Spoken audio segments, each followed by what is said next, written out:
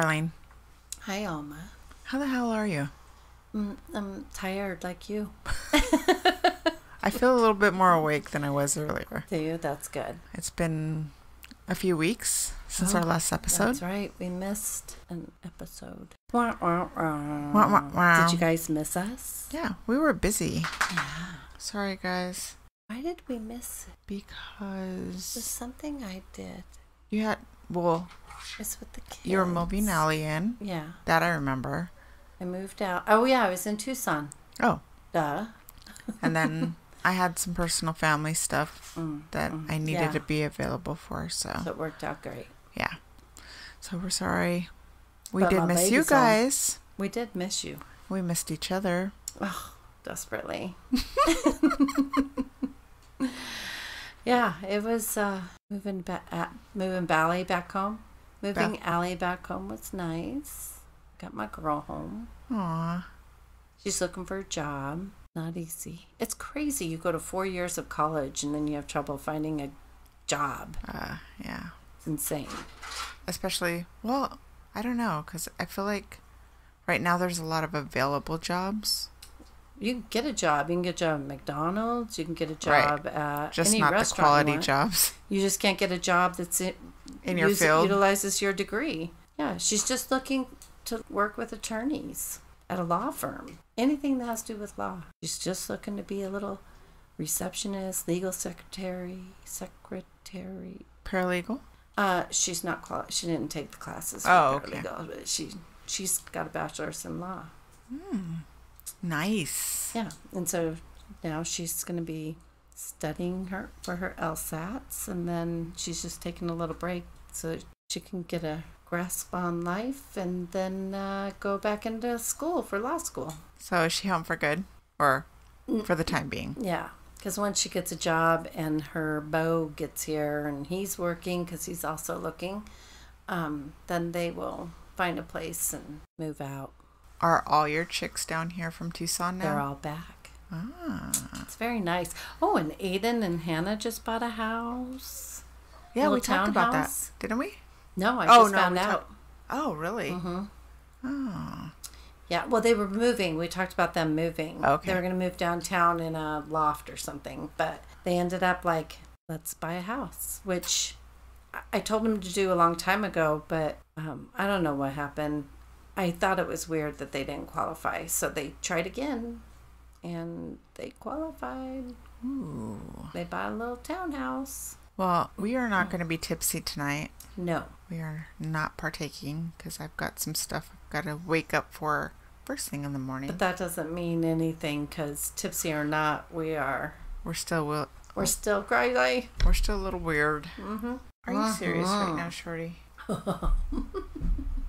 Give me some lovin'. You saw the recording light turn on and all of a sudden you decided it's time to go. I'm so excited I got to share my horsey story with you. Yeah, you have to talk about it. I'm a horse whisperer. Hi, my baby. I said my baby. Oh, she loves me so much. Oh, yes, she does. I'm a dog whisperer. You are a dog whisperer. Every time she me. comes over, the dogs just want to gravitate towards her. Yeah, she loves me. And then I got to do this horse healing, and it was amazing and beautiful. And yeah, you sent me pictures. I was going to ask you if it was okay to post, but I guess now we're should've. talking about it. Yeah, post them. Post something. Whatever I sent you would be fine, I guess. I don't know. Get down. She's fine. I think her legs are getting tired. There you go, Tito. All right. Oh my God. Who knows what she's been licking and I eating. know, exactly. She cleans her own butt. But look at she's so pretty. She's so pretty. I can tell she's tired. Oh, are you okay? She smacked her head. Yeah, they always hit this thing. Oh, I know. That's why I don't let the baby in here. I always worry that he's going to just smack into that thing. Oh, speaking of baby. What about? Tomorrow. Oh, yeah. We were just talking about, before we started recording, like how exhausted I am because we're going to have a baby shower for Serena tomorrow. It just came up so fast. I know. That would mean that She's going to be due soon, right? We're about a month out. That's crazy. I know. It's crazy to me. When's her due date? The 20th. September? Mm-hmm. I don't think she's going to make it that far. No? I don't. I have a feeling she's not. Oh. Interesting. Is she carrying low already? Mm-hmm. His head's down there. No. Mm-hmm. Crazy. So. That's exciting. I've spent the whole week just like, I do this anyways in general. Whenever we have like any kind of get together at the house, like I start obsessing about things that I don't notice until I know we're going to have company. And so since we haven't really had a lot of company in the past year and a half, a lot of stuff is built up. Oh. So we've been working on all that stuff this week. So yeah. And I'm so happy that you're going to start doing your creative stuff again. Yeah, I'm excited. Yeah, that was part of the break here. I was ramping up got a brand new Cricut, I'm going to start all my creative projects up again, which I guess segues into our other announcement that we're going to make. Hey, feel free to comment. Let's get some comments on Yeah. it. Yeah? Yeah. Tell us how you feel about this. Yeah. All right. So, because we're here to serve you. We are. You're the reasons we do this. If we didn't have anybody listening, we probably wouldn't do it. Right. Because who's listening? Nobody. Right. So there's that saying that you can't be a slave to two masters. And the last time I tried to do my creative projects, I was doing the business stuff, the podcast, and trying to do the creative projects piece. And it just wasn't working. So I had to drop something. And that's what I let go of. And it's crafts. It's all the crafts. It was like I was doing woodworking and yeah, but you were making a little extra money too. Yeah, but I wasn't making enough money. But still, it was the joy that was coming with it. And I could tell because I told you last time. Right. Like I could see it was affecting you because you need that outlet. I do. I need a creative outlet. Like this is a good creative outlet, but that like working with my hands and doing that kind of stuff, I love doing that. So. Yeah. You hear them out there. So anyways, I'm not doing the big tables and dressers and all that stuff anymore because it takes a lot of time. So I'm just going to work on the small stuff, like the thrifted stuff, revamping thrifted stuff and that kind of stuff. So I'm going to concentrate on that. Good. That's a good thing. Making my own mugs. Oh, yes. And your... That's so cute. And that they are so pretty. That one that you did was pretty. I like it. So anyways. Yeah. There's that. So. Oh, yeah. So here we go. Dun, dun, dun. Dun, dun, dun. I'll see how I wanted to ignore it. Yeah, now I know you did. Bring it up. I know you did. Okay, here we go. Here we go. No more procrastinating. All right. So. It's been so humid. So hot and humid here. Want to talk about the rain? Yeah. All the rain. Dun, dun. We've had a lot of rain. We have. And we're getting a lot of bugs. Moths. Yes. My ceiling is about ready to cave in because I got a leak. I tamed it for a minute. And then now with all this rain, like my little homemade patchwork on the roof. Not working.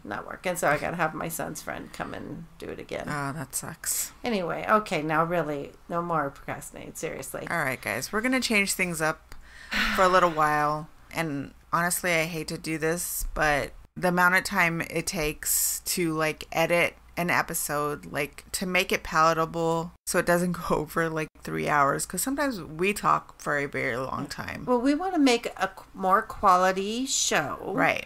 And so in order to do that without it taking 2 days to edit, but to make it more enjoyable for you guys, is to only focus on one story. One story, one subject really. So instead of doing true crime and paranormal, we're going to do paranormal only. Yeah.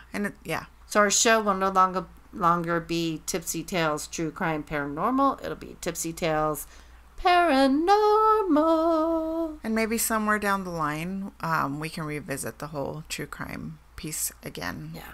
But there's a lot of true crime out there, and we kind of want to set ourselves a little different anyway. And I think that this could be a lot of fun. True crime is super saturated right now. Yeah. I feel like everybody's doing it. Yeah, now we can have some fun with our paranormal. Right. So all you true crime fans, we are so sorry. Maybe, like every once in a while we'll put something on Patreon. Yeah. Or on YouTube. Or we'll be like, you know what? We'll bring up something. We're going to throw up a true crime story this month, once a month or something. Yeah. Yeah. But, and sometimes the paranormal, most of the time, a paranormal story a ghost story comes with a true crime story. True. We've run into a few of those. So we're still going to be doing it. It's just going to have a different concept, and where we're not doing 2-hour-long shows. Yeah. So our shows are going to be cut down. Yeah. And we're just going to try and have more fun with it so that you guys can have more fun. So don't tune us out yet. Give us a chance, and feel free to comment on how you feel about it. Yeah, let us know. Let us know. We do care.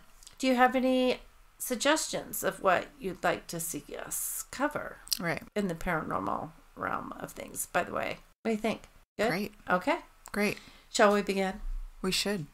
Because I'm really excited. I want to jump into it. Super excited okay. About my story. Speaking of true crime, so this is probably going to be our last episode playing All right. Reading a true crime story. And tonight, Carlene is doing true crime. And she's starting things out. And she has a juicy story. She can't wait to tell you guys. I can't wait to hear it because I have no idea what it is. It's a doozy. I hope I do it justice because it's a long one. We could have combined and done it together and probably made 2 shows out of it. Some people did. Some people have had to do a series of numerous shows over it. Oh, really? Because there's 2-part, so much. 3-part. Some people did it. It happened in 2011, and some people did the story then. But then there's been so many new developments. Right. Up until July. Really? This year? There's a movie. Yes, there's a movie. Actually, up until there was a movie. Well, Dateline was gonna do a little mini series. You know how they do reenactments. Mm-hmm. Cheapers. They actually were gonna do with big stars in it. I'll tell you in a little while. But I couldn't find it anywhere, and the only thing I could think of is it hasn't come out yet, and I think that's because it's not done yet. Right. The story has not finished, so it has now, I believe, or it should be by the end of this month, I think. But anyway, it's a goodie. Okay, I think. Do you have another tissue so I clean off my glasses real quick? Yeah, because we know how I like to. Stuff my bra. I think it's ridiculous. The other day I had a session. I think it was just a couple of days ago I was telling somebody about getting home, unloading my bra from being here. And then I finished the session, and lo and behold, I don't know what I was doing that whole session, stuffing my bra with Kleenex. Are you serious? Yeah, it was ridiculous. Okay. I'm ready now. Okay? I'm ready. Okay. This is... I don't even want to title it yet. I'm just going to tell you the story. Okay. But it's got lots of twists and turns. The mastermind behind this story doesn't just take the physical life of somebody, but the lives of many innocent people, too. It's fucked up. It's really fucked up. She's so messed up. Anyway, I shouldn't have said she. I just gave it away. Okay, so in 2011, there was this woman named Betsy Faria. I know, it's weird that it's Faria. Faria, is that what we said? It looks like Faria. But they all say, what'd you call her? Faria? Faria. I think it's the way I talk. Okay. Because my kids make fun of me all the time. Last night I had a Texas accent. They made fun of me. I didn't even realize I did it. Anyway, so this woman, Betsy, is fighting cancer. She's very well liked amongst her community. Her family and friends talk so sweetly about her. She's the most giving person. She'll do anything for you. She's married to a man named Russell, and she has 2 daughters, aged 21 and 17, from a previous relationship. Her and Russell have been married about 12 years. Anyway, her family and friends, like I said, describe her as being amazing and always there for everyone. Even while she's being diagnosed, like she has this cancer diagnosis, she's still doing things for other people with cancer. It's just crazy. Wow. I'll probably mention that again. Anyway, yeah, I will.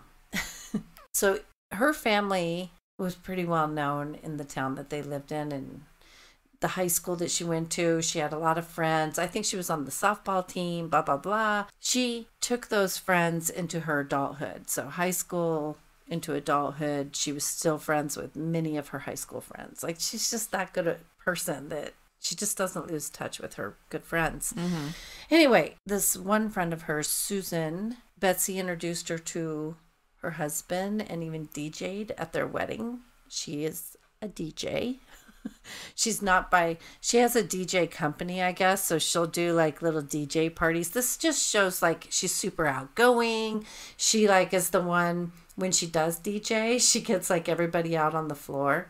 Right. And so if you saw her, you'd be like, she's a DJ, but she's just super cute. But her real profession, what she did do was she sold insurance for State Farm. Mm-hmm. And that was her real profession. And then I guess her side gig was the DJ company. In early 2010, not long after she married Russ, they were both settled in their careers. They decided it was time to move into a new house. They're like, oh my God, things are going so great. We're going to move into a new house. So that following January, before they move into their house, they hadn't yet moved, she gets a diagnosis with breast cancer. Yeah, because she had so many friends and family supporting her, it made her like a good fighter for breast cancer. So they took her to her chemo appointments. She just really fought. Okay. And so finally, in March 2011, like she was going through remission. Mm-hmm. Like she was getting a good, you're doing okay. It's looking good. In March of 2011, they moved into their new house in a small town called Troy, Missouri. Everything seemed to be looking up. She continued to do her treatments and go to her doctor appointments. She even planned a celebration of life where they were going to go on a cruise. Mm-hmm. And all her friends. But then she went in for a checkup and got devastating news that her cancer had come back. So her remission was so short-lived. Oh, God. I mean, it was not even time to celebrate. She didn't even get to celebrate. And then it came back. And it was now in her liver. And once it's in your liver, mm-hmm. So they're like, you don't have a whole lot of time. Mm-hmm. Like, go live it up. So they did go ahead and go on this celebration of life cruise. And there's really cute pictures of her and her husband and stuff on the cruise. And she always wanted to swim with dolphins, so she did that. Like, she got to do all the things. She was checking off her bucket list. Right. She's really enjoying life. She didn't want people to dwell on the fact that she's dying, basically. She just wanted, it's like she was trying to make everybody feel better about it. Because she's that kind of person. I get that, because I'm going through something similar with somebody I love. That's that kind of a person. Like, doesn't want everybody to disrupt their lives. Right. So... Yeah. I get that. I mean, that's how my sister was. Like, she she never even called me. Right. To go and help her. And I don't know. She was like, I just didn't want to be an inconvenience. Like, you're going through chemo. Know. It's like, you're not. Chemo and radiation. Like, you should be calling all of us. That's where I'm like, a meal train is a great thing to do for somebody like that. Anyway, so it was right before Christmas that she wanted just to celebrate with her family and make the most of Christmas and everybody be happy. And so she just made sure she had all of those close to her, and she really appreciated the time that she had with everybody.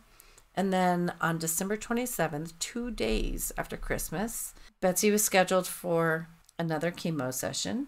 Well, Russ, her husband, just like every Tuesday, had dinner with his mom, and then he was scheduled to have dinner with his mom. Then he goes to his friend's house, and he plays these role-playing games. I don't know exactly what they were, but they called them role-playing games. And this was all perfectly normal and part of his routine. So the night before, Betsy stayed. So on the 26th, she stayed the night at her mom's house. I keep hitting this damn thing. I put it too close. Anyway, and Russ, so Betsy's mom was going to take her to her chemo appointment on the 27th. She stays the night there. Russ is going to pick her up the next day or the next night after the chemo appointment, after he got done with his game night, dinner and game night. And instead, Betsy ended up contacting Russ and letting him know. So at the last minute, this coworker / friend. So she had this friend named Pam. Okay. Who they were friends, and then they actually worked together at State Farm, and they were pretty close friends. And then I think once Pam stopped working at State Farm, they just kind of drifted apart. I mean, it's not like I don't think anything happened. And Pam wasn't at the celebration of life. I don't know why. But as soon as she got sick, oh my God, what is wrong with me? Anyway, as soon as Betsy got sick, she all of a sudden is swooping in and the best friend in the world. She's like, wants to be there for her, take her to chemo appointments and whatever. But the weird thing about this was Betsy already had everything planned out. Her mom's taking her to the chemo appointment. Russ is going to pick her up. Like, Pam isn't in the picture for this day. Right. And out of nowhere, Pam literally went out of her way to pick Betsy up on this day. To pick her up from work from the chemo on this day. Okay. And I can't remember all the, like, how she went out of her way, because it's like she really did have to go out of her way. She went and did some odd things, and it was weird. But anyway, she ends up swooping in and picking her up. So Betsy sends Russ a message. I think she texted him. Somehow she communicates with him that, hey, you don't have to come home and pick me. You don't have to pick me up from chemo. Pam's taking me home. Oh, but wait, I don't have my keys with me. And he's like, I'll leave the front door unlocked for you. So he works from home. So at about 5 o'clock, he's like, he had some things to do. So he left the house, leaving the door unlocked for her. And he first, now we're going to pay attention to this timeline. There's a reason for it. First, he went and got gas at Conoco station. Then he realized he was going to need a few more things for game night. And so this is like around 5 o'clock. And before he goes to his friend Mike's house and joins, like 4 other people, he realized he needs other things. So at 5:22 p.m., he calls his mom and tells her he's not going to have time to have dinner with her. He's got to go and do these errands and then go to his friend's house. So at 5:56, he stopped at a convenience store and he bought cigarettes and 2 Snapples. I don't know why that matters. And then he ends up at another store to get some dog food. And then he finally gets to Mike's around 6 p.m. And because one of their friends couldn't make it, they decided they weren't going to do the role-playing game. So they didn't do it. But they hung out anyway and watched the movies and smoked a little ganja. Got a little high. And then they all departed Mike's house around 9. Everybody left. Russ left on his own and driving by himself. Then he stopped at Arby's because, after you get high, you get the munchies. So he stopped to grab something to eat. Mm-hmm. He then pulled into his driveway a little after 9:30 p.m. As he entered the house, he had his bag of dog food he put down at the front door. Mm-hmm. And unlocked the door, walks in, and looking for his wife, like, hey, Betsy, I'm home. And she is on the floor, bloody. This is what he walks into, dead on the floor. God. So he's obviously, you don't expect to see your wife dead on the floor. Right. He is freaking out, and he calls 911. This is the call that you hear. Right. And we'll play it. What is the address where you need us to come? 130 Sumac. My wife killed herself. She's on the floor. Oh my God. Okay, just take a couple deep breaths for me. Russell, how long were you gone today? I left around 5. I just got back. But she was at her mom's, and her friend was bringing her home, so I don't know what time she got home. Has she been depressed lately? Well, she's got cancer. I need you to get those medications for the paramedics, okay? I think they're here on the table. Okay, so then in that call, you hear him clearly distraught. I don't see, you can hear he's very upset. Like, Right. you can hardly make I out heard what that. he's saying, right? You heard that. Yeah. Yeah, you can hardly make out what he's saying. This story stressed me out so bad, and it was breaking my heart. Like, I told Allie, I'm like, I'm glad you told me about this story, but I'm also really sad because it is breaking my heart Right. hearing this. So he clearly, to me, sounds very distraught. But what he says on the 911 call is, my wife is dead. She killed herself. My wife killed herself. I don't know if she says my wife's dead, but my wife killed herself. Huh. So, Is that what it looked like when he walked in? no. But to him it did. I can't take that away from him because to him it did. Right. Because, Or like I maybe said, that's like the frame of mind, that's like his brain. where he went. Well, Yeah. and the 911 operator says, why do you think she killed her? Like, why was she suicidal? And he says, yes, she's tried to kill herself before, but she has cancer. And he's trying to explain, but he's like flipping out that's too. why. That explains why he Yes, automatically because went there. Right, because Okay. she had tried before and she actually cut her wrists. Okay. And so when All he right. sees her, all he sees is the blood. Right. He's not checking her out. He's panicking. And the first call that gets into 911 was at 9:40. Okay. So he is, I mean, it all happened really quick. Mm-hmm. That's what I have to say about it. But I wouldn't have called any of that suspicious. Yeah. Except for when the paramedics get there, they see Betsy's bloody body, and it's already cold. Mm-hmm. What is it? It's already gotten into rigor mortis. or Yeah. whatever. And then it's she, the blood's already drying on her, dried in her hair and her clothes, and she's already stiff, Oh and my it's just a God. bad, ugly sight. And detectives stated that the detectives on their interviews and all the stuff I watched, a lot of them were like, there really wasn't, considering the wounds, there wasn't a ton of blood, but I think it's because it was like underneath and probably soaked into the carpet or whatever. But anyway, okay, you ready for this? She was stabbed 55 times. What the? That's rage. Right? That's rage. Yeah, that's hate. That's like a crime of passion or Yeah. something. Oh my God. So she was stabbed Oh my God. in her head, through her skull. Like, these aren't even like, these are like hardcore stabs. Like, somebody was like, fuck Angry. you. Arr. Yeah, I don't even know if it would, to me, crime of passion, no. To me, it's like resentful. Like, I hate you. Because they were hard. And they also said, so listen, she had stabbed in her skull, stabbed in her eye, suck it, What? stabbed in her wrist, like to the bone, like it was I forget what part of her, Oh my God. they stabbed so much that like the limb was like practically cut off.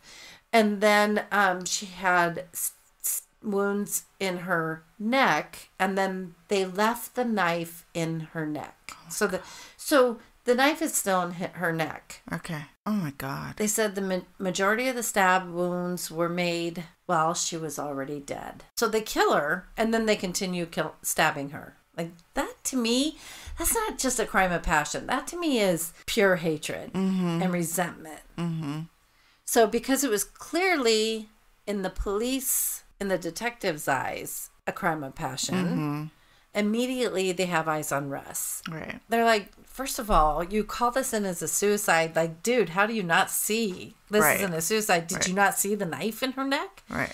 And then it kind of goes all downhill from there. That's the only one they're going to look at. It's Russ. It's easy. a crime of, it's a crime of passion. Okay, but this is going to piss you off. They said he wasn't crying tears. Okay, I will tell you, there have been times that something has happened with me. Somebody died that was close to me You're or in whatever. shock. And I'm crying, but no tears are coming out. It's the weirdest thing because I'm very upset, but no tears are coming out. It's like your body is dried up. And so they said he wasn't crying tears. He would be calm one moment and then completely freaking out the next moment. That's shock. And okay, here you go. One investigator even asked him, why hadn't he embraced his wife's dead body? What? Yeah, what he said, why didn't you embrace your wife's dead body and like lay on, like pick her up and hold her or anything? Well, first of all, at least he was smart enough to not contaminate. Right. And what a fucked up thing to say Exactly. to somebody who just lost their wife in a very violent way. If he had, he'd have blood all over him, and then it would make your case a lot easier. Okay, so keep that part in mind. So the investigators note that the house shows no signs of anyone trying to cover up the crime. Because if he tried to cover it up, like, let's say he stabbed her and he was covered in blood, he would have changed his clothes, his shoes, his socks, everything. He would have taken a shower to rinse it all off. He would have probably washed his hands off or something in this. They found nothing. They did not find water in the drain. You know how they can do CSI stuff? They didn't find any evidence of anybody cleaning up anything. He clearly had an alibi. He did. He had all the people that he went and hung out with. He had a receipt. He had a receipt from Arby's. He had a receipt from Conoco. He had the video footage at the convenience stores in Conoco and all that. That showed where he was and at what time. His friends all vouched that he was with them. So he had all that. Not only that, but the video footage also shows he didn't change his clothes. He had the same clothes on that he was wearing when he called the police. Okay, so the investigators note that the house has no blah, blah, blah. They do find a pair of men's slippers thrown in the closet that have blood on them. Yeah. And since they have already made their minds up about Russ, and because it only makes sense to bring in the husband to question him, they do so at that time and question him for 10 hours. Oh my God. Also, they discover that Russ had 0 blood, like we just discussed, and everything we just discussed, the camera, the blah, blah, blah. And with such a gruesome murder, I mean, to not even have a speck of blood on him. I mean, 50 stab wounds. Yeah. Not one speck of blood anywhere. That's impossible. Yeah, no. So anyway, but no, they continue to interrogate him for days. At one point, I'm going to jump ahead. He was up for like 36 hours. He also had marijuana in his system, and they did a polygraph on him, and it was a fake polygraph test. What? Which they're allowed to do, but they have to inform you, I guess. What? And yeah, and they had him sign papers and stuff and whatever, but they never told him it was a fake polygraph. And you're not going to get an accurate reading with somebody who has any drugs in their system. Right. And the fact that he was up for 36 hours, he was delusional, and he just lost his wife in a very violent way. Yeah. So anyway, but yeah, they did that. So I'll get to that again, I'm sure. But anyway, he explains to them how he was supposed to pick up Betsy that night after chemo, but instead her friend Pam Hupp brought her home. Pam Hupp is the last person to have seen Betsy alive. So let's talk about her. She's born October 10th, 1958. Pam grew up in Delwood, Missouri, in a St. Louis suburb, where she attended Riverview Gardens High School. Hupp held several... Okay, I need you to pay attention to her background. Okay. She held several jobs in life insurance industry. On 2 occasions, she was fired for forging signatures. In 2001, she and her husband settled in O'Fallon, don't know where that is, where she worked as an administrator for State Farm and flipped houses on the side. By 2010, Hupp had stopped working at State Farm and was claiming disability for back, leg, and neck pain she said she received when she tripped and fell, hitting her head on a filing cabinet. So Okay. she's like on I mean, permanent disability for it tripping could and falling. happen. Yes, but just keep listening to her character and you're going to Okay. be like, okay, bitch, you're a liar. But whatever, okay. So anyway, also when she was working at State Farm, so remember, she's now working in 2010, she's working at State Farm with Betsy. Okay. And I believe that when she went on disability is when they kind of like weren't talking as much anymore. But anyway, she said when she was working at State Farm, she was telling everybody that she had this secret job with the CIA or something. So she had this, Okay. she had this special security, high security clearance. And she didn't like overly talk about it. So some of them kind of like, whatever. Maybe she's telling the Who truth. talks about their secret Yeah. job with the CIA. with the CIA? Right. And she had a gift, I guess. You know, people who have a gift to gab, the big liars that like to gab a lot, but they're the ones that like, I can't say this because I will talk and sometimes I'm like, okay, I'm telling the truth, but it sounds like I'm lying because I'm talking so much. Right. But there are people where their stories are so elaborate, they're probably lying. That's her. She has this gift of gab, and her stories are elaborate. And, I mean, you can't keep track of lies. You can keep track of the truth. Right. You can't keep track of lies. Anyway, at this time, so the cars in the parking lot at State Farm during this time that she worked there, they were mysteriously getting keyed. Weird, right? Mm-hmm. But what's more weird is the cars in the neighborhood, in Pam's pretty safe neighborhood. Like it was a pretty nice neighborhood. Those were also getting keyed. Interesting. I know what makes it really weird is her neighbors started getting these weird, kind of aggressive, anonymous letters sent to them. What? Yeah. And they were so weird that the neighbors were like, what the fuck is that? And just kind of tossing them away. But they were weird. Like, why are you doing Like this? threatening? Yeah. Or Kind of, yeah, like threatening letters. But I don't know what they were about. Nobody ever said what they were actually about. And no, I guess nobody cared enough. nobody went to the police? I Or don't- they just didn't? They didn't care enough. I mean, right. I think it's things that were spoken about, but it doesn't sound like anybody did anything about it. It was just kind of like, what the fuck is this? Like, who's fucking with us? Right. Probably some stupid kids or whatever, you know? Okay. Probably the same kids that are keying our cars. And so, okay, with all of that, it gets more weird. The day, the day before Betsy was murdered, Pam, and I don't know if this was under invitation, I think it was like a surprise, went to the tennis club where Betsy was playing tennis. And afterwards, they went to a local library and they had the librarian witness a change of beneficiary on Betsy's life insurance policy. Who's they? Pam and Betsy Both went to the together. library to have the librarian witness the change of beneficiary. Guess who the change went to? It went from Russ, her husband, That's bizarre. Why would she do that? to Pam. Well, that's the big question. Why? Because, well, according to Pam, That is so weird. Pam said it's because Betsy didn't trust Russ to be responsible with the money. And the girls, well, they're too young to be responsible with that kind of money. It's $150,000 life insurance policy. Right. And so, mind you, let's go back to the beginning. So she trusted the secret This person, CIA lady. that she's lost touch with and then all of a sudden is back in touch with. Let's go back to the beginning where she had Susan, her lifelong friend, right? She had another friend named Rita, a lifelong friend. She has 3 sisters, I believe.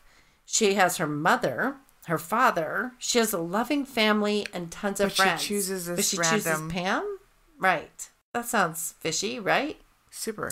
But she did do it. She did do it. Okay. But she also, it was said that she told Pam that if something, you know, when I die, because obviously she's dying, cancer, she wants, like, I need you to put this, make sure my girls get this money. Right.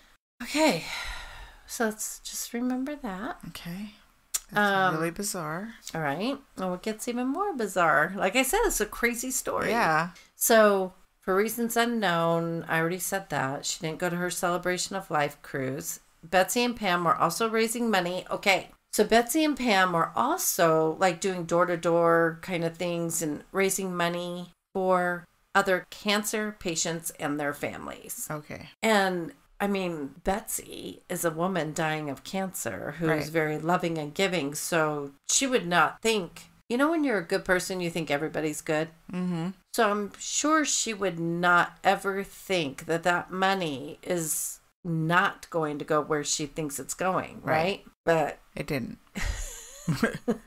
Well, Pam's in charge of it. So that means that none of those people ever saw the money. It never reached them. So now you would think, who would be number one in the suspect murder list? Pam. You would think, right? Right. No. She was brought in for questioning, though, and had basically had detectives eating out of the palm of her hand. They were complimenting on what a great friend she is and how kind she is. And there was even a point where they had her husband in and was questioning him. And she took over the answering, and they allowed it. Okay. Like, they never were like, well, first of all, why are you questioning them together? Uh-huh. And then why are you letting her answer for him? That's weird. Nobody would do that. Like, a good detective would never allow that. But they did. They allowed her to just pretty much control the whole thing. And then her, when they were interviewing her, she said she picked up Betsy from chemo. They got home. She, the front door was open. The lights were off. She noticed Maxima. Oh, no, wait. Maybe it was a Ford Explorer or something. And then she, said goodnight to Betsy. And then she was questioned about it again. And her story was completely different. It was, well, I went in the house and I covered her up with a blanket on the couch and then I left. And then it was, I tucked her into her bed. And then, so now you went from being at the front door. First you said you never went in the house.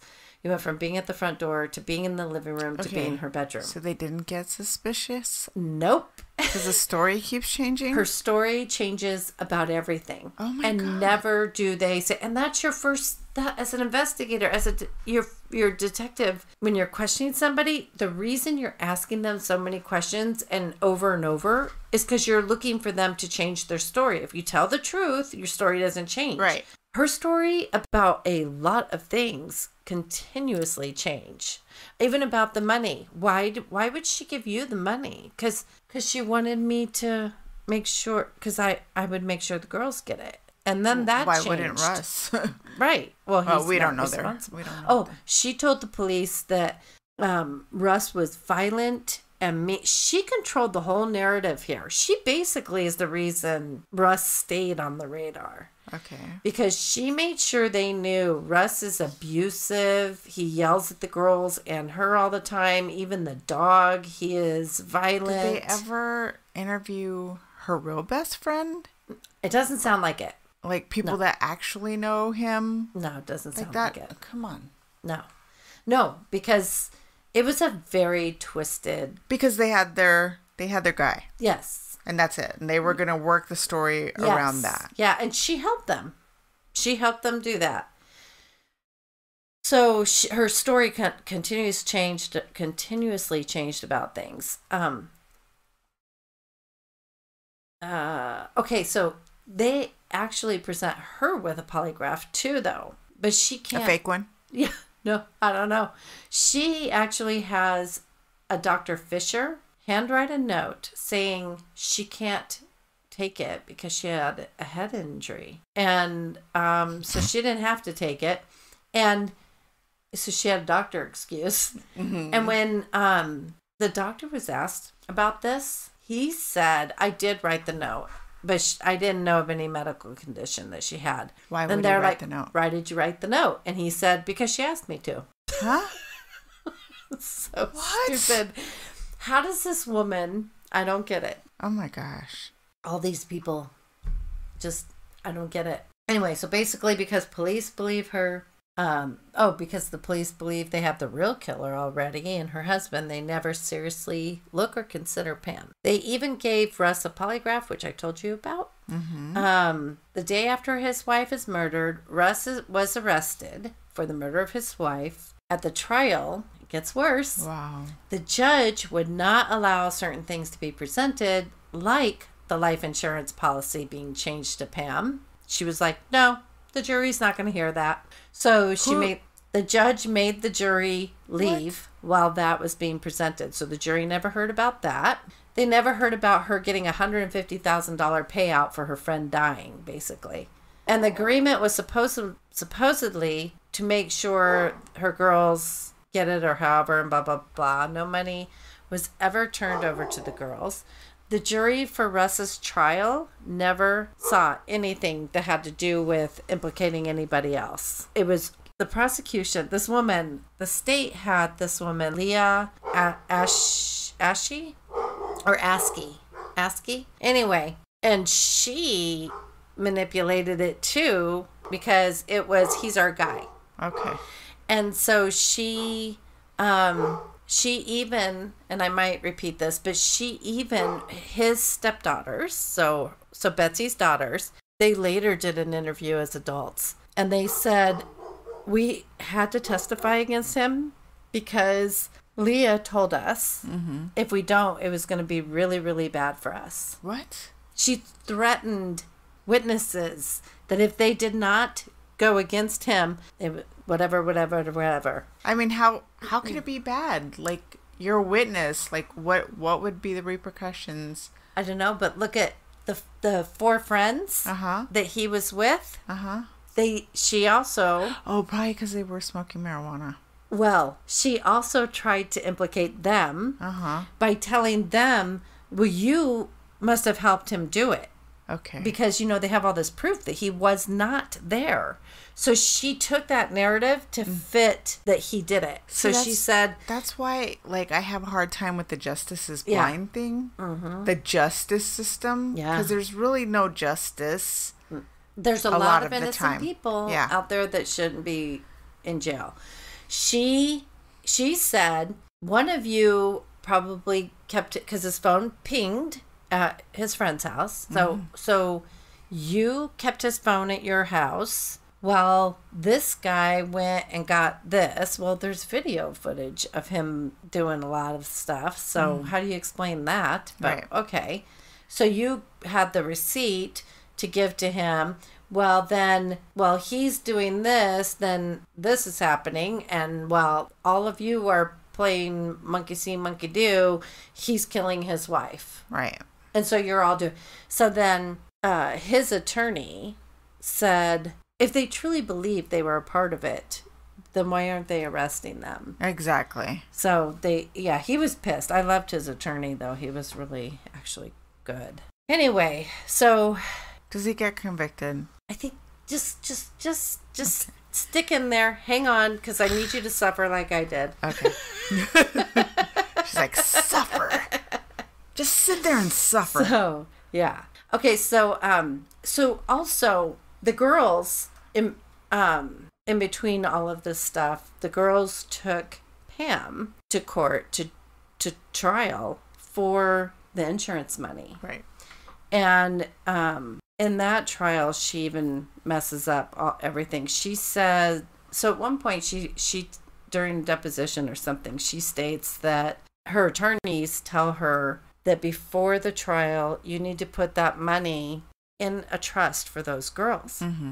And she did. The day before, she put it in there, and then she took it right back out. Wow. And she got rid of it. But when she was confronted with that by the civil attorney for the girls, she denied. She says, I was joking about that. Like, my attorneys would never tell me to do that. I was joking. But she really did say that, and there's video of her saying that. About that?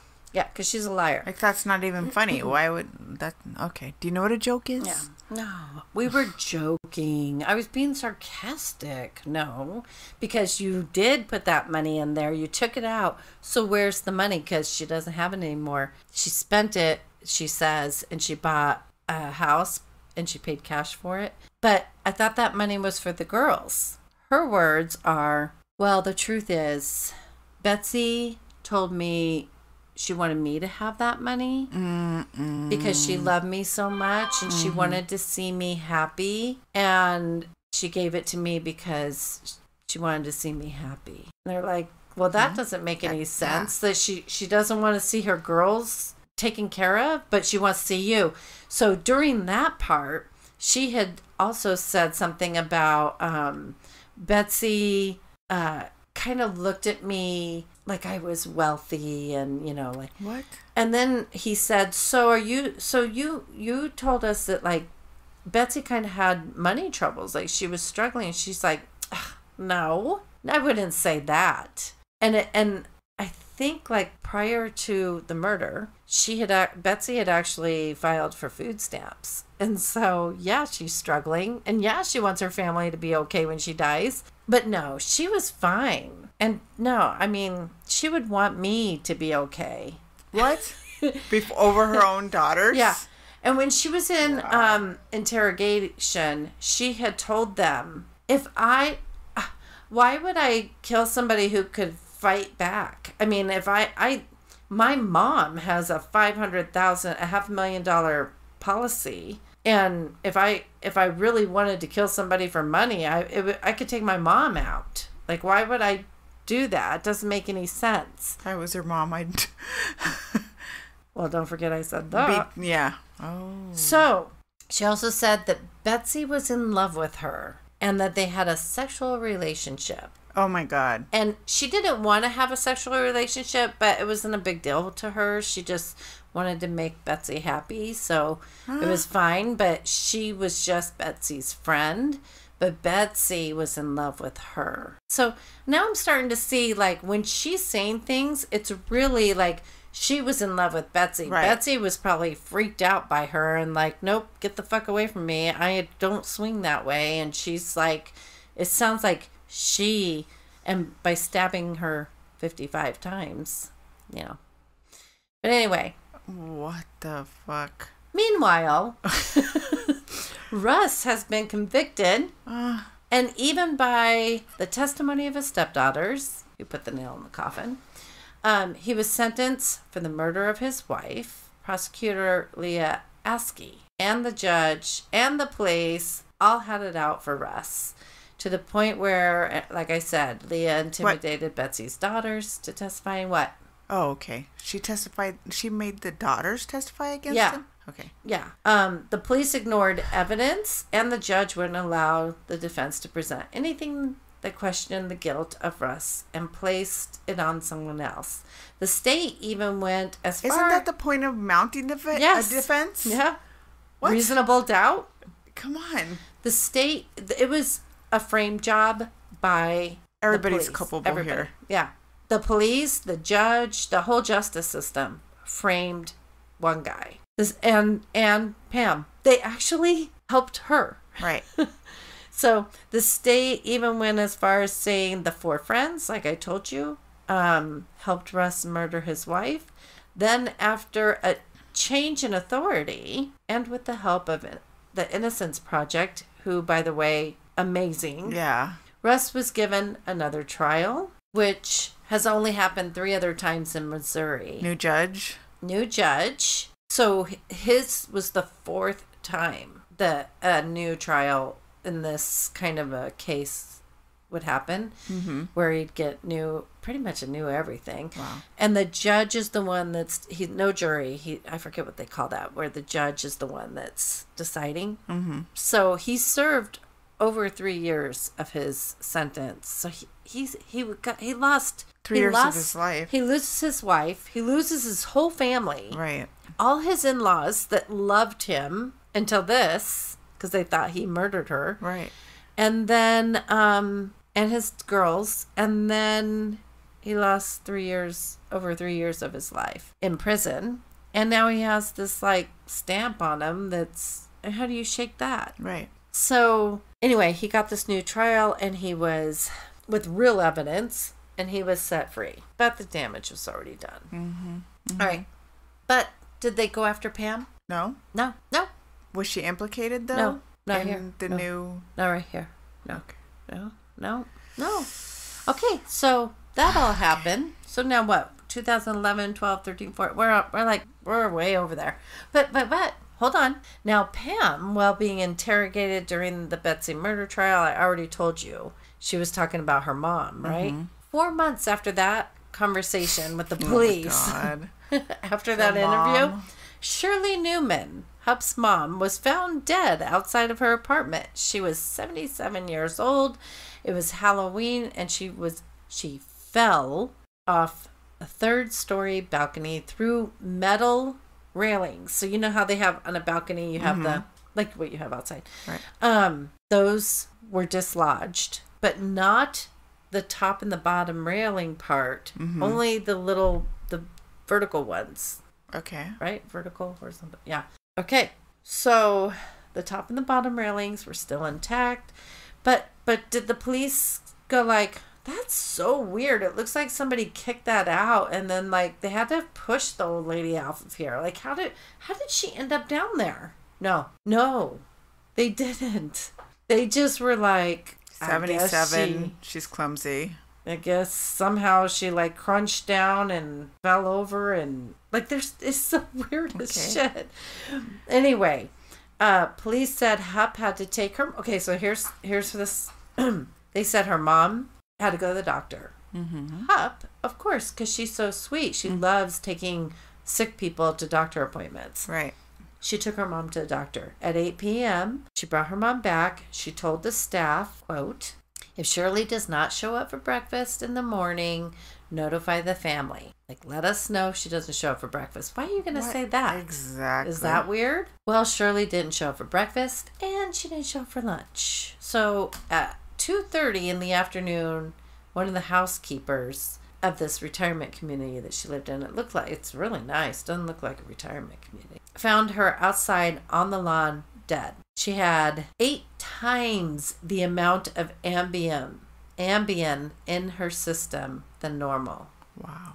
8 times. When Chris Hayes, the news guy that had done like a whole series, he was there from the very first part of this story to the very end, and really? He had done tons of segments on these. And as a matter of fact, she even went into an interview later, and she said, "Is this going to be on TV? Because Chris Hayes is the reason I'm in here. Chris Hayes is the reason any attention is on me, because he did not let up on that woman." Right. It was pretty amazing. Yeah, if you get a chance to get on YouTube, this is worth watching, this stuff. It's just crazy. Anyway, Chris Hayes, the newsman from Fox, interviewed Hupp. He went to her door, and he's expecting her to slam the door on his face. She didn't. She wanted to talk. He said, so how did your mom end up dying? And she's like, I don't know. Like, why are you what? I don't know. The people at the home said she overdosed or something. Okay, you don't know how your own mother died? That's weird. The mother that you love so much that if you weren't going to kill somebody, it would have been her for her $500,000 policy. Which, by the way, she didn't have a $500,000 policy. But anyway, so I guess she kind of fucked herself because it wasn't that much. The prosecutor and Hupp. Okay, so there is video of, like, in an interrogation room, she's talking to the prosecutor, and they're, like, chumming it up. And they're bonding over the media coverage and the trial, and even speak of Hupp's mother, where she says how would I throw a 220-pound woman over the rails? The prosecutor? Yeah. She's talking to the woman that prosecuted Russ. Oh, okay. They're chumming it up. Oh, okay. And she's like, how would I even throw a woman of 220 pounds? So these guys, I think it was this Chris Hayes guy, they do a whole segment. My mouth is dry. Hold on. They do a whole segment. They talk to this old detective guy, this retired guy. And he is like, there is no way. These railings were kicked out. And he's like, there's no, because the top and the bottom rail are still intact. That doesn't even make sense. Also, it would take a lot of pressure for somebody to knock those railings out. So they did. They set up an exact replica. And they used certain amount of pressure to try and see if they could replicate, like, how would that happen? Like, would it be easy? Would it be hard? Like, debunk it? No, they even did to where it was like 500 pounds. Right. And I think it did finally break it, but you could see that it bent like the bottom thing and it didn't show the same pattern. Then they kicked out the railings. It was the exact pattern. Wow. Of what those railings look like, at the mom's place. Insane. But again, whatever. Guess it just happened. So anyway, now we are, August 16th, 2016? There's this 911 call is placed. And it's coming from Pam Hupp's house. 911, where's your emergency? Hey, hello, there's someone breaking in my house. Help! What's the address you're at? No, Want me to get your wife? no, I'm not getting in the car with you. No, What's get your away. address? Get out, get out, get out. Help! Ma'am, what's the address you're at? Help! Help! I had somebody breaking in. Help! Hello? Help! Help! Ma'am, can you hear me? Help! What's the address you're at?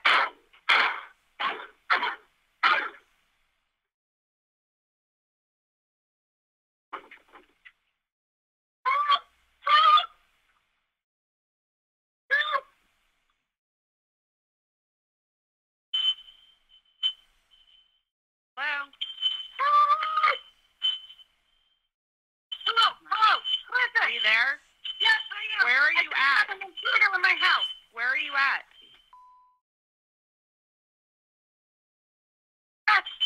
Who broke into your home? I don't know. I'm here.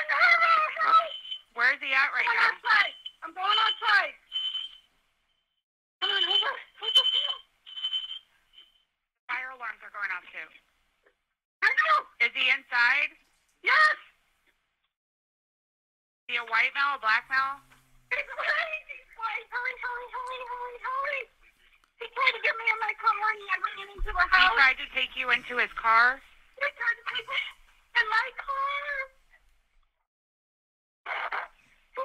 Help! Hurry! Please, somebody. Have officers on the way, ma'am. Where are you at right now in the home? I'm in the garage. You're in the garage? My car. He's still in the house. Okay, can you run to a neighbor's house? I don't think there's anybody home now. I'm staying here. I have my dog. I have my puppy. He's You have your puppy with you? Yeah. You have no idea who the subject is? No. Are there any weapons in the home? Yes, there's a gun on my bed. I shot him. There's a gun on your bed? You shot him? Yes, I shot him. He tried to get in my bedroom after me, and I shot him. There's a gun in the home. She said she shot him.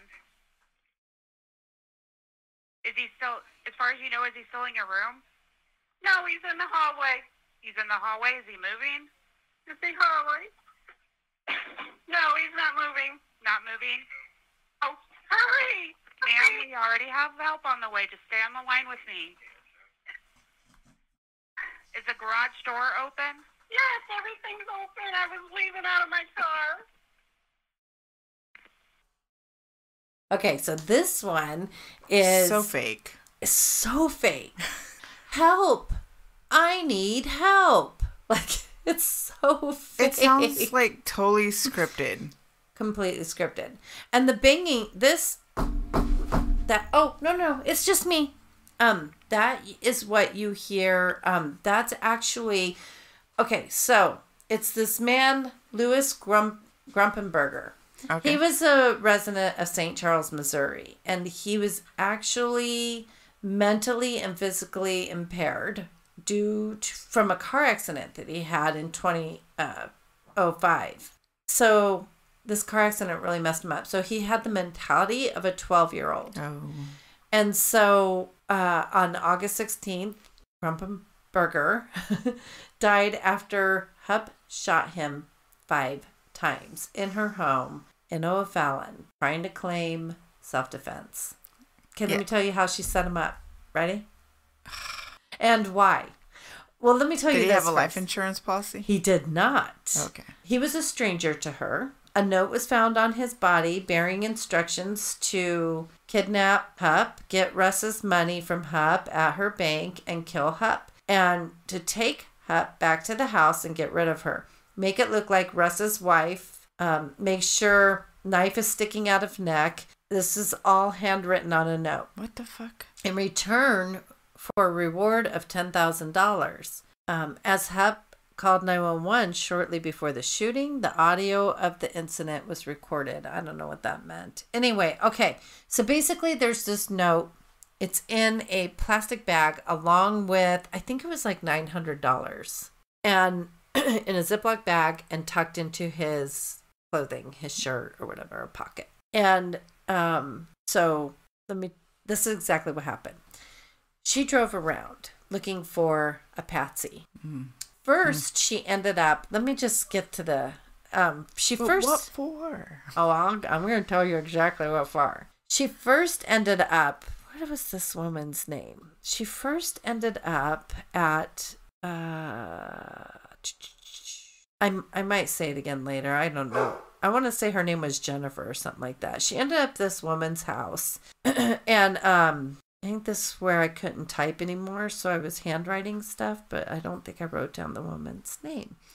Anyway, she ended up at this, she's driving around, and this woman's standing outside smoking and holding her dog. Right. She turns around, and she's like, hey, calls her down to her car. Well, thank goodness this woman has cameras. Mm-hmm.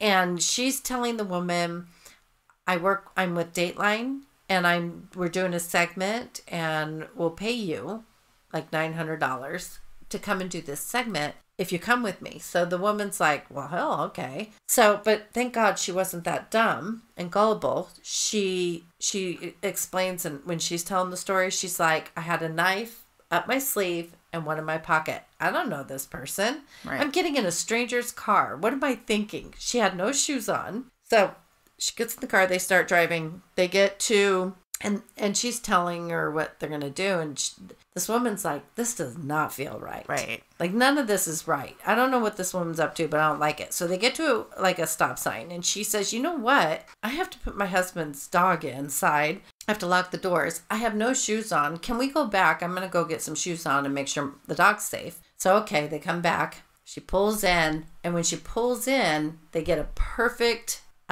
snap of her, of the license plate on the car. So that was like such clever thinking. Right. I don't know if the girl was really thinking that way, but because she had those cameras. Well, then Pam. Did she get back in the car with her? No. Oh, Pam okay. notices the cameras and says, oh, you have video cameras? And she's like, yeah. And she says, listen, you know what? I'm not going to come with you. I think it's kind of fucked up. Like, she's like, I got a knife with me because I don't know who you are. I had one in my pocket and one up my sleeve, and this is fucked up. So, bye-bye. So, Pam goes on her way. Good. Smart. Yeah, but this is when then she finds this poor guy who's got a mentality of a 12-year-old. Right. And I believe he has a baby too, because I mean he was in the car crash in 2005, so he wasn't always like this. He's a good-looking guy. I mean, he's not ugly, and like it matters. It wouldn't matter, but I'm saying, like, he's a good-looking guy. He had a normal life at one point, and now he's the mentality of a 12-year-old. Right. He gets taken advantage by this psycho bitch, and now he's dead. So his family, his kid or kids are suffering because they don't have their dad because of this psycho bitch. And he was just a good-looking, nice, sweet guy. Right. You know? Anyway, and she's trying to frame him. So this is where, my mouth is so dry. This is where she calls 911. She puts all the stuff together. Oh my God, intruder, fake. Get bullshit. out, get out. Right. Immediately after the shooting, Hupp voluntarily went to the police department. Okay, her first words in the recorded interview were, "Is this going to be filmed?" Mm-hmm. Because I always appear with Chris Hayes. She went on to say she blamed Hayes reporting for the attracting threatening people. She blamed Hayes, and she actually said in the interview room for all the attention, and then she needed to distract the attention away from her. Like, this is why she did this, is because she wanted to distract the attention away from her. Mm-hmm. And so that's why she was framing whoever she could pick up off the street, which happened to be this guy. Okay. And he's the new home invasion guy. And yeah, because she was trying to divert her brain. Which, what did you dumbass? You just brought the attention to yourself. Exactly. And so Hupp claimed that Grumpenberger, armed with a knife, had jumped out of the car driven by another person into the driveway, accosted her while she was sat in her sports utility vehicle in her garage, and demanded she drive to a bank to retrieve Russ's money. Hupp claimed that she had knocked the knife out of his hand and then fled into her house, shooting Grumpenberger in self-defense with a Ruger LCR. I don't know. She kept on her nightstand after he pursued her. God, I am terrible tonight. Anyway, they all knew it was bullshit. So they know this is bullshit, but all that evidence against her with Betsy, they couldn't fucking figure out. Exactly. So ridiculous.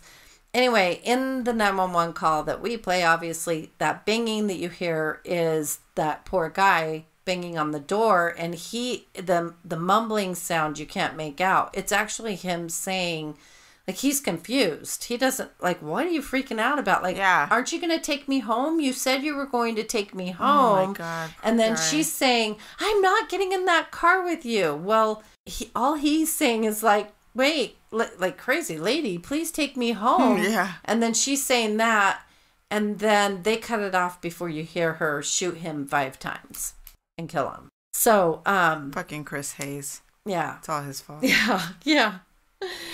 Yeah. It's not the police department's fault or the judge or the prosecutor who, had they done their job to begin with, they could have saved the lives of 2 people. Or least of all hers. Cell phone records showed that Hupp had been in Grumpenberger's neighborhood less than 1 hour before the shooting, contradicting her claim that she had never met him before.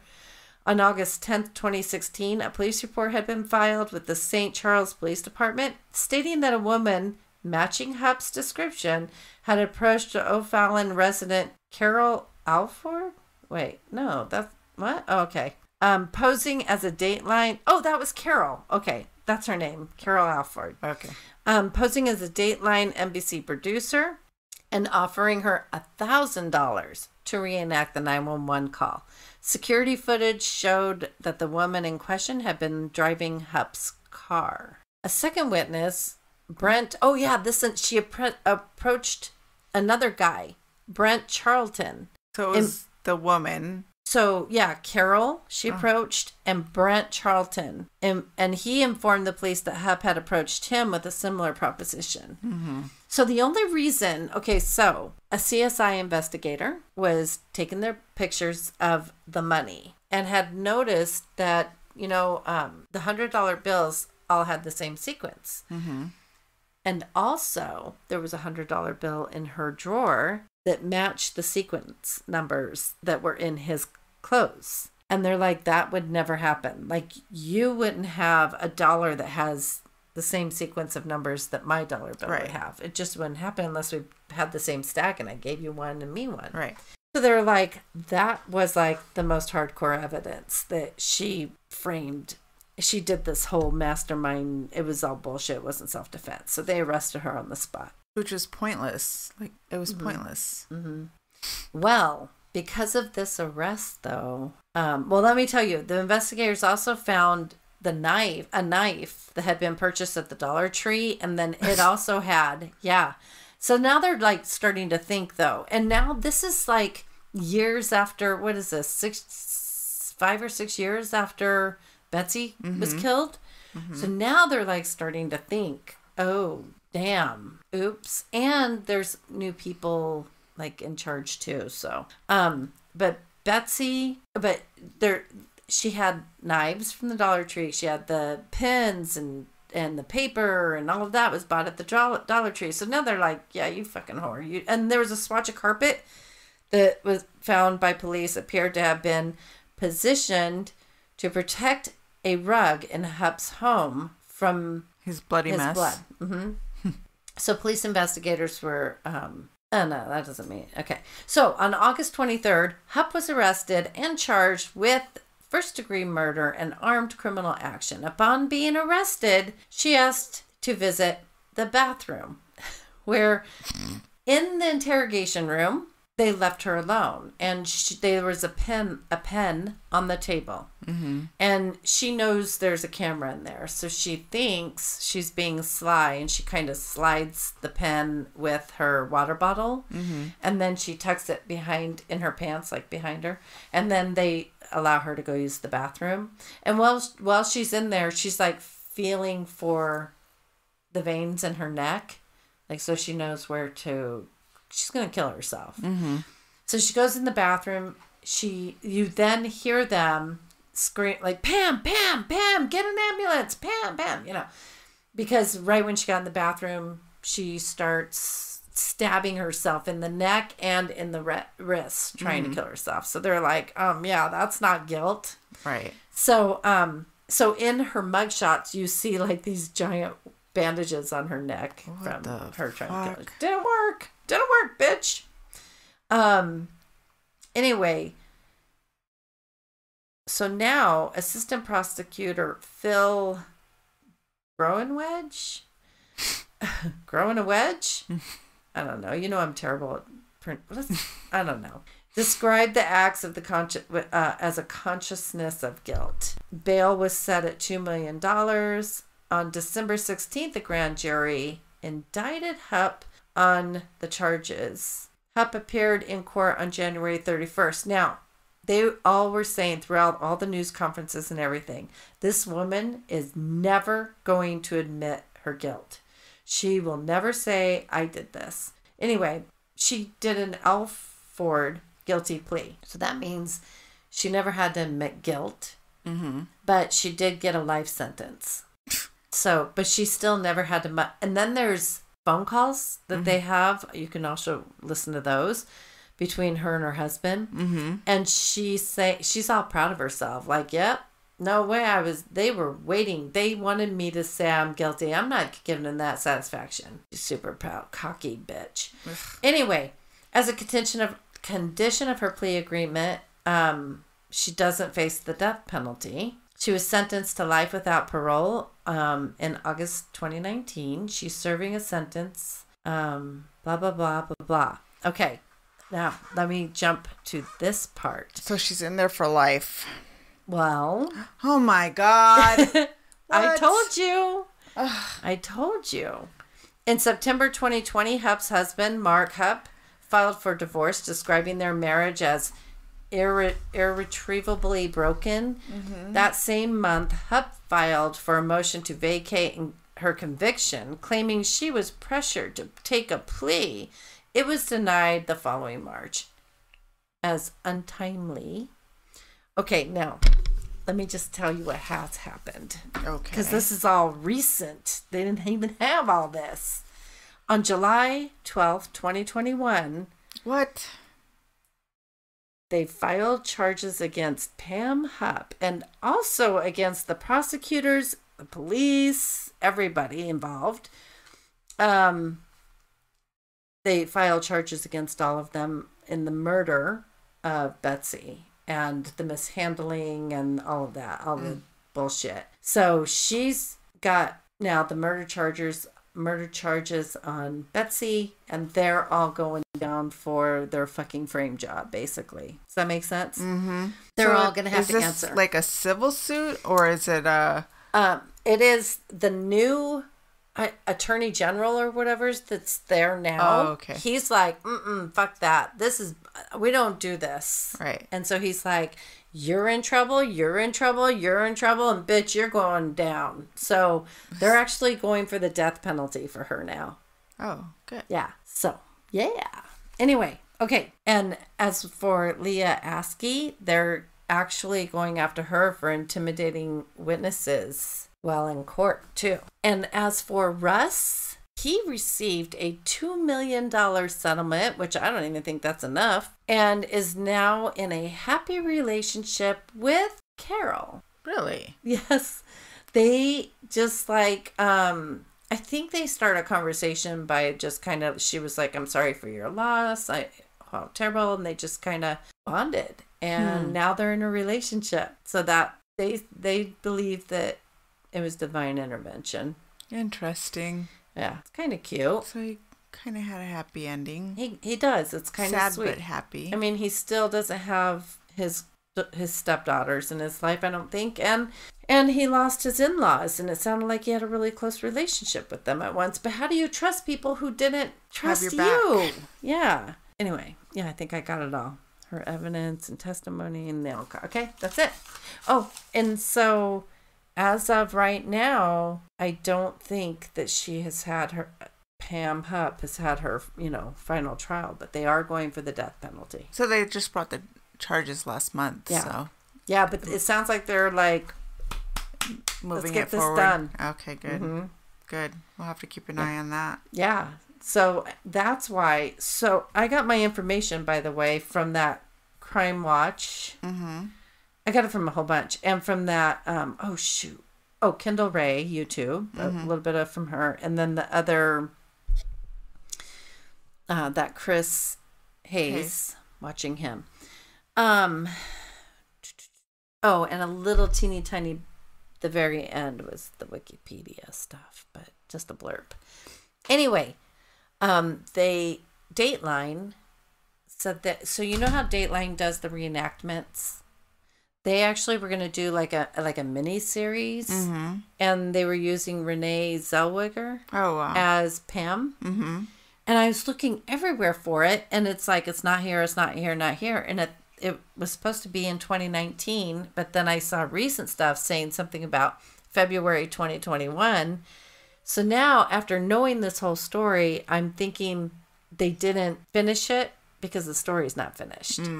So maybe they're waiting because they realize the story ain't done. Could be. So Or anyway, could be it's COVID. called The Thing About Pam. The Thing About Pam. So Thing it's About Pam, Dateline. a future date. At a future date, I'm assuming, because it is nowhere to be found. But it's spoken about, and there's trailers, but it's not around. She sounds like a psycho. Psycho bitch. Was that a good one? Yeah. Yeah, I'm like, we could have totally gone the on. whole beginning case, like that just is fucking bananas. Right? That everybody was in on just... Everybody. They just wanted to... The family, too, though. The family was like, it's him.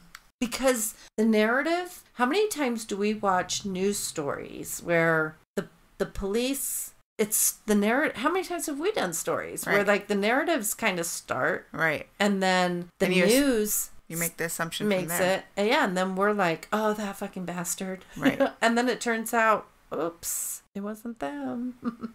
That's crazy. Yeah. So poor guy. Yeah, it's really sad. It's really sad, but he has a kind of a happy ending now. So, and he's $2 million richer. There's that. So anyway, but it's really... That was a good story, though. I liked it. It was giving me an ulcer, but just because of all the twists and turns and watching the stuff, it's so heartbreaking when you watch her daughters talk, and it just breaks your heart. Where are the daughters now? Like, do they have a relationship with him at all? No. Or nothing? Not. It's very... I think it's strange still. But now they said, what would we say to our mother? We would say... We are happy. See, I get choked up thinking about it. They said, we're happy. We have families of our own. Oh, my God. We're happy. We have families of our own now. We're doing good, So it sounds like they've made the best out of their situation, too. Anyway, that's it. Oh, did you want to take a break? or get right into this one. How long? It's not very long. It's super. Look at it's probably. Look, Oh my gosh! I can make it. I can make shortest. Let me just. Shortest story ever. Yeah, I'm not even drinking, and I can't talk already. My contacts are like super dry. I know. I was watching you rub your eyes. Do you need to take a break? Like, no, it's fine. Shorty, she can open doors. She is strong. Yes, she is. Oh, okay. Okay.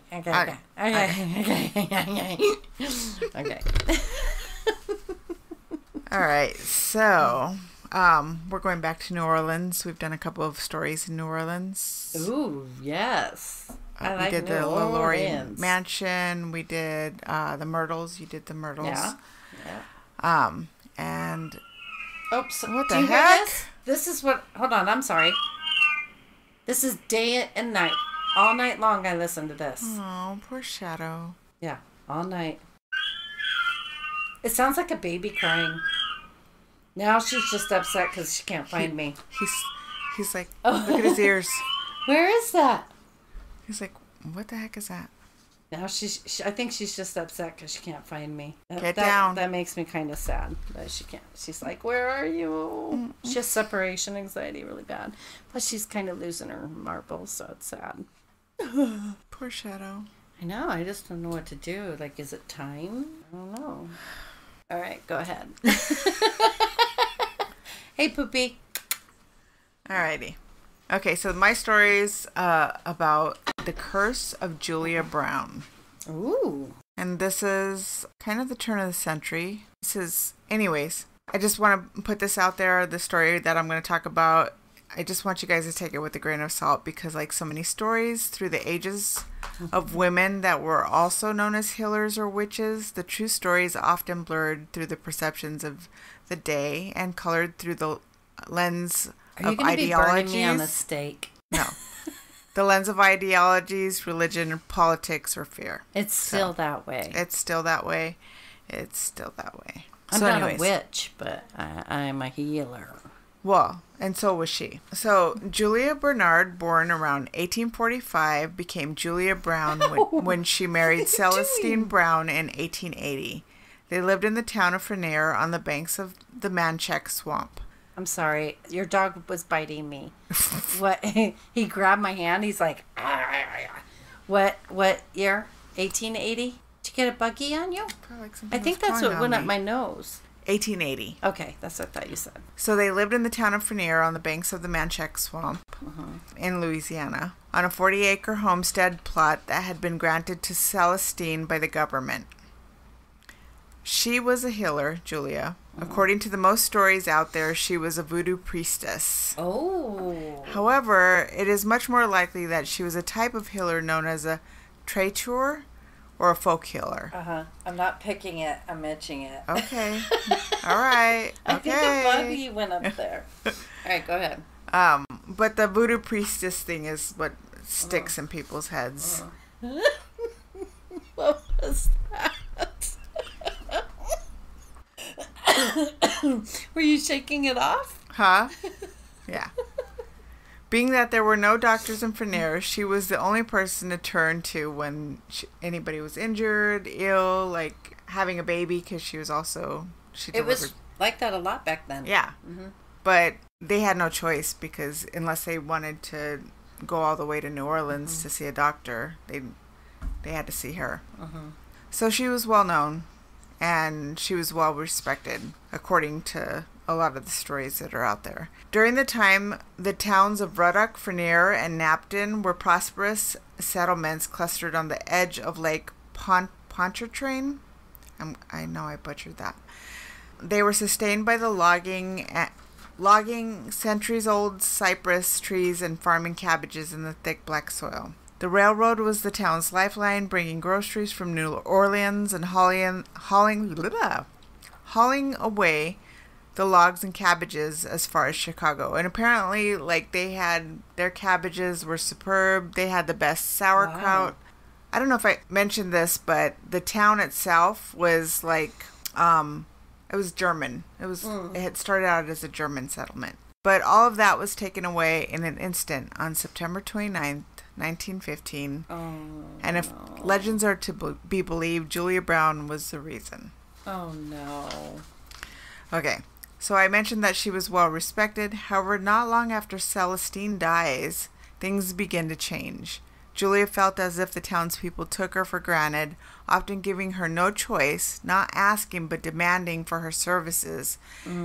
And she began to feel like a slave to the town. So it was like they were ungrateful. They just took her for granted. Yeah. She became embittered and resentful and was said to sit on her porch, rocking back and forth, giving the evil eye to anyone that happened to pass by. Wow. She was also known to have an uncanny talent for making predictions as well. So in the final weeks leading up to her death, as was her way of making her predictions, she would be sitting on her porch, playing her guitar, and singing them. That's how she made her predictions. She would sing them. Hilarious. So she sang one final deadly prediction, or was it a curse? This is what she sang. When I die, I take the whole town with me. When I die, I take the whole town. Whoa. Her song has also been documented by Helen Schlosser-Berg, who was one of the town survivors. I say survivors because there's something coming up. Aunt Julia Brown, this is quote unquote, this is what she says. Aunt Julia Brown always sat in front of her front porch, played her guitar, and sang songs that she would make up. The words to one of the songs she sang said that one day she would die and everything would die with her. Well, not long after Julia passes from old age, so she dies, September 15th, 1915, pretty much the entire town shows up to her funeral. Some showed up out of fear, some out of guilt, and some honestly wanted to pay their respects. As the nails were hammered into her coffin, a sudden and unusually devastating hurricane ripped through the entire village. Like literally as they are hammering the last nail into her coffin, it's like in the afternoon, rips through the village, leaving only 2 citizens out of the whole town left alive. In Frenier, the surrounding towns of Ruddock and Napton, the storm was disastrous. The storm surge flattened every building in the area, washed away railroad tracks, and knocked over cypress trees. 25 Frenier residents perished while attempting to weather the storm in a railroad depot when the building collapsed, and at least 275 people are killed in Frenier, and Frenier was almost wiped completely off the map. In fact, so many people were lost that locals claim it's still common for skeletons to surface today, only to drift down the muggy swamp. That's insane. So the day of her funeral was described by one newspaper in this way. It was the New Orleans Times-Picayune from October 2nd, 1915. So mind you, this is the way they talked back then. Many pranks were played by wind and tide. Negroes had gathered for miles around to attend the funeral of Aunt Julia Brown, an old negress who was well known in that section and was a big property owner. The funeral was scheduled, and Aunt Julia had been placed in her casket, and the casket, in turn, had been placed in the customary wooden box and sealed. At 4 o'clock, however, the storm had become so violent that the Negroes left the house in a stampede, abandoning the corpse. The corpse was found Thursday, and so was the wooden box, but the casket never has been found. What? Of course, there was this storm surge. Yeah. Of course, it was not only Frenier that had... Sorry. He's very demanding. I know. Are you spoiled? He's totally spoiled. Okay. Of course, it was not only Frenier that had suffered loss of life and damage because of the 1915 New Orleans hurricane. It was a Category 4, and much of Louisiana was affected by this. As for Frenier, over the years, many developers have tried to rebuild in the area, but the only thing that remains on the island where Julia Brown's village once stood is a mass grave where the dead were buried. And when they buried them, they pretty much had to bury them where they found them. Yeah. Because they didn't have anything. They didn't have caskets. They didn't have anything. So they're still there to this day, Yeah. probably. Yeah. There is still a small population that clings to this area, and it is known for fishing and swamp tours, and they also have haunted Yeah, swamp tours. I can imagine.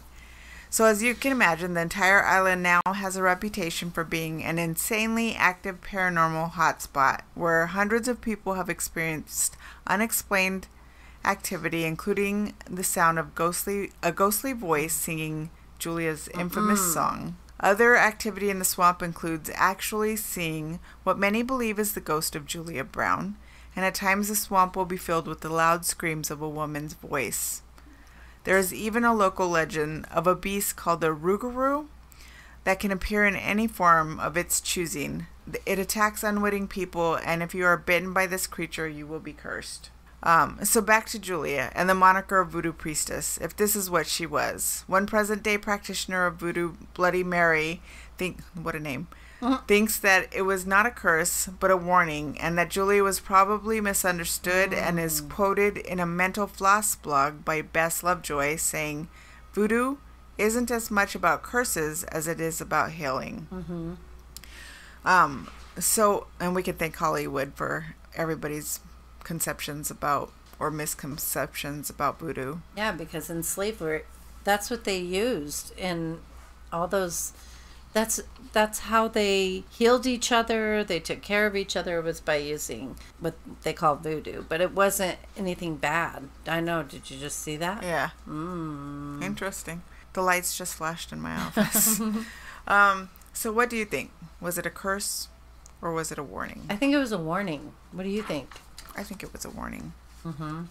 I think it was a warning. I told you it was short. That was short, but it was good.